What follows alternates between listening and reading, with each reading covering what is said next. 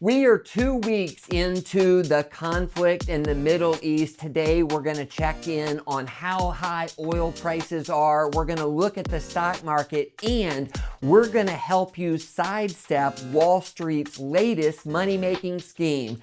Let's dive into it.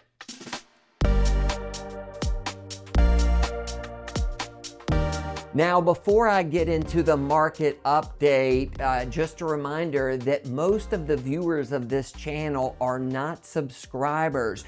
So one way you can support the channel is to subscribe. If you've watched our videos before, you know that we like to give unique takes on a lot of the topics, because most of the time when you listen to other networks, all of the info sounds the same with major fear mongering. We don't do that here. So hit subscribe. We appreciate it.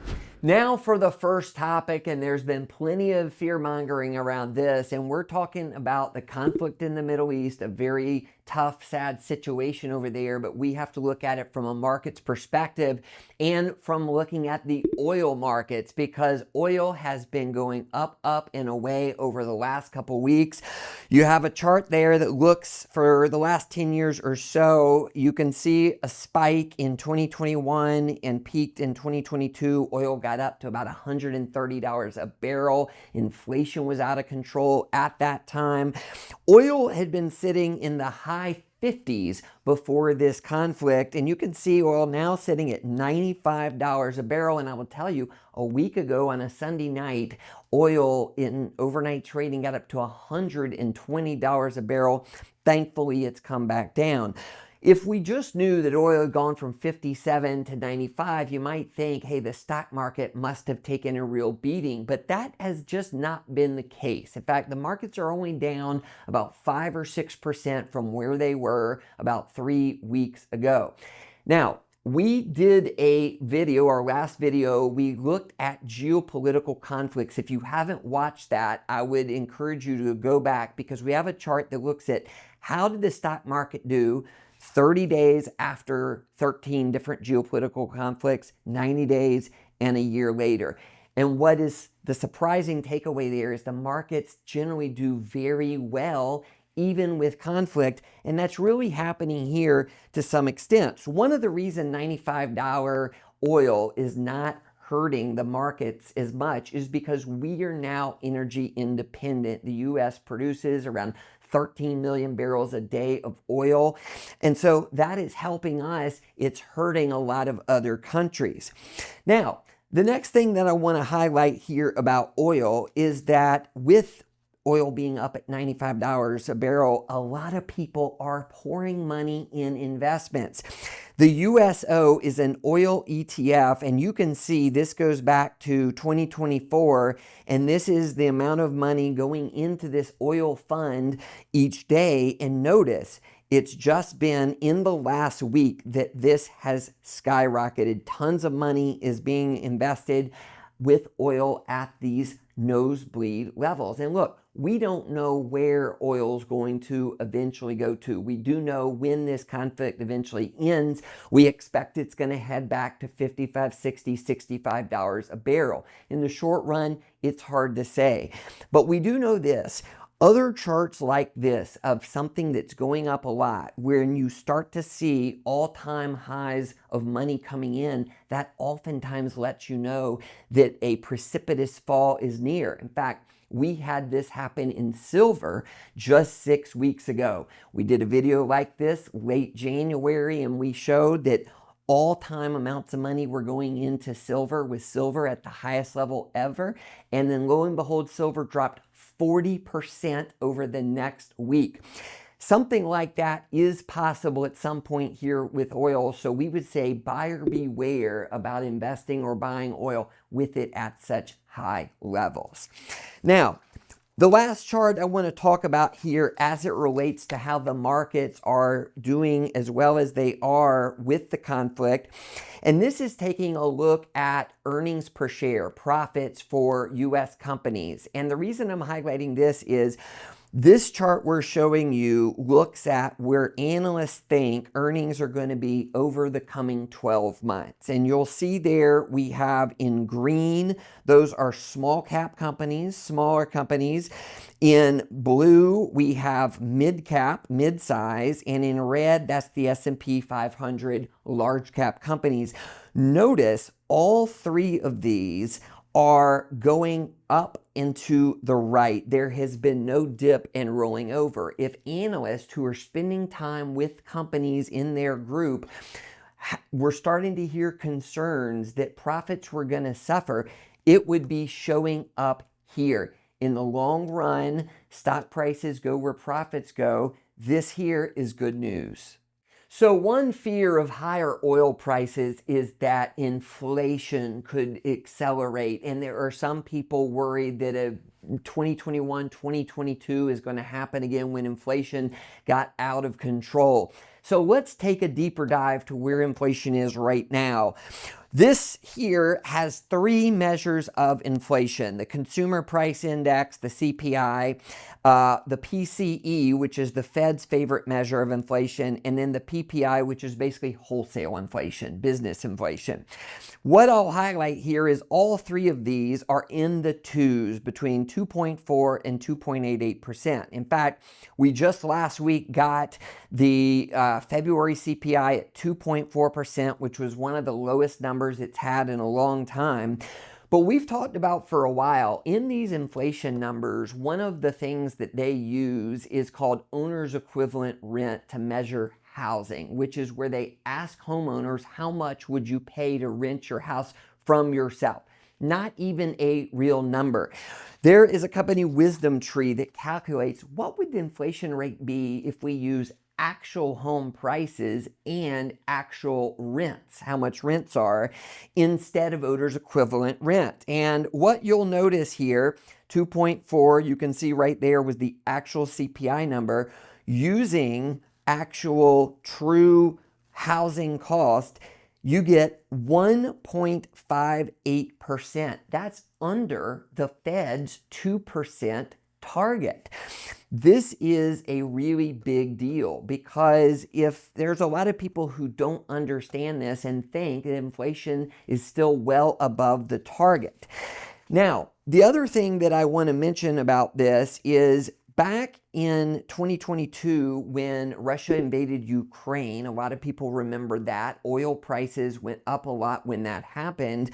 But if you take a look at this inflation chart, you'll notice that inflation was already at nosebleed levels when this invasion took place. And actually, the inflation rate began to come down almost immediately.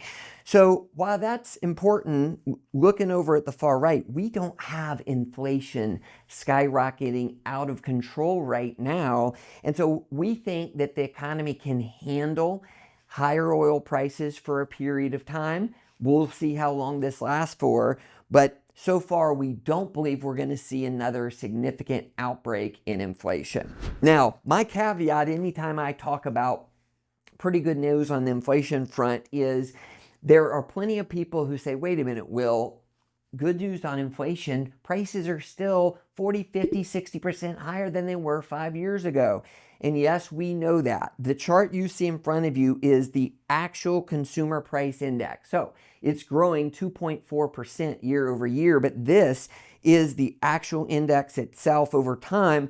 And notice this thing was steadily kind of going up at about a 2% clip. And then when COVID hit and the response with all the money that was spent and everything else that happened with supply shortages and whatnot, this inflected higher, and you can see this is at an all-time high, the index of 327. So this is why it's possible to say, yes, it's still painful, prices are very high, but it's also the case that this is growing at the slowest clip in years.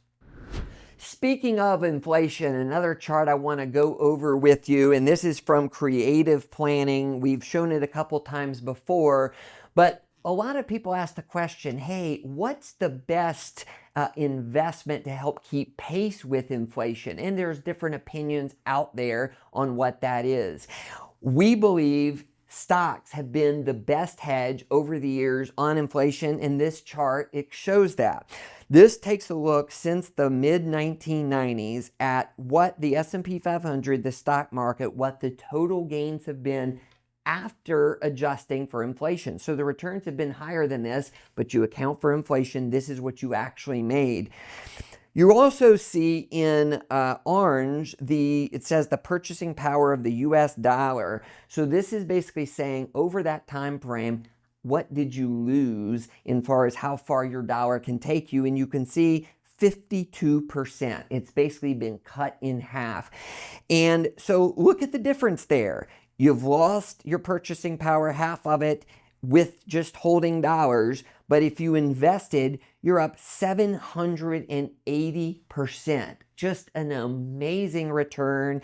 And this has been consistent that you've made money over that time frame. There have been sell-offs along the way, but if you remain calm or bought, you've done fantastic. You've kept well ahead of inflation. Okay, now I'm going to help you sidestep Wall Street's latest money-making scheme, and that's harsh words, but we believe it. Here's what is happening. For years, private equity has been an investment which is for the VIPs, the ultra-wealthy, hedge funds, etc. And the way that it works is there are funds that go out and they buy companies, come in, lay off a lot of workers, try to turn the company around, and then they sell it. And that could take 3 years, 5 years, 10 years. These funds are not liquid. You can't turn around and say, hey, I want my money. Well, recently, these private equity funds have not been doing nearly as well. There were a lot of deals made at peak valuations a few years ago using cheap debt. Well, now rates are much higher. So what has happened? Wall Street is now trying to convince regulators to put these funds in your 401ks.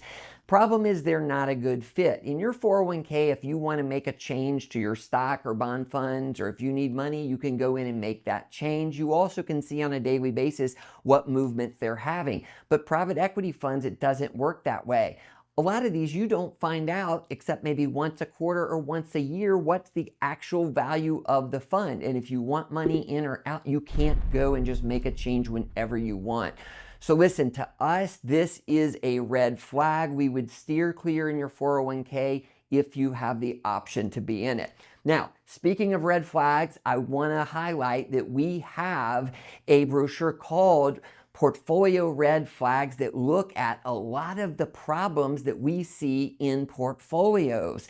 If you're wondering, hey, does my portfolio have what it takes? Is it up to stuff? You can go and click the link down below. We will send you a copy of the guide. It's very helpful to find out, better to find out now if there's a problem than down the road. Now it's time for rapid fire.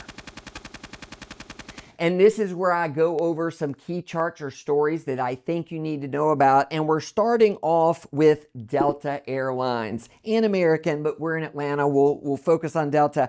They today, March 17th, came out and reaffirmed their profit targets for the first quarter. There were a lot of questions because normally higher oil prices means higher jet fuel prices and less travel. That is not happening. Delta came out, said things are going well, and in fact, they raised their revenue target for this first quarter. Pretty remarkable. We like to see that.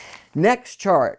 Real average hourly earnings. What we're talking about here is the value of a raise after accounting for inflation. That's called real average hourly earnings. You can see this is over the last 15 years or so.